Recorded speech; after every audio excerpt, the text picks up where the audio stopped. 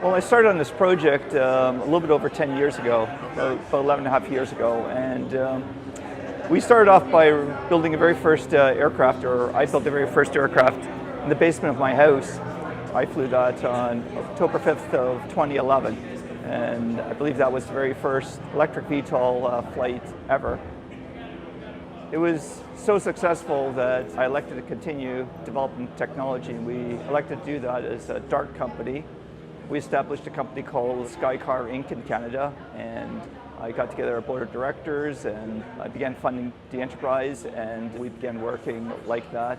And then in 2014, we relocated to Palo Alto, California, and we've continued to do development work there until last year when we froze the design of the vehicle that you see behind us and began going into production.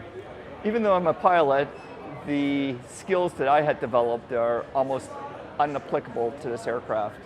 It's very, very easy to fly. The demonstration I did yesterday was done literally by single finger moves.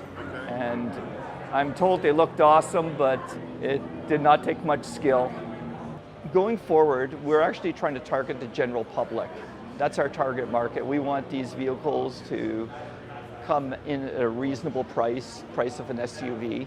Initially, we're manufacturing these in the most expensive real estate and labor markets in North America, Palo Alto, California. But we're setting in place automation and streamlining, and in the years to come, we're planning on building quite a few of these vehicles annually and at a reduced cost so we can provide the full market.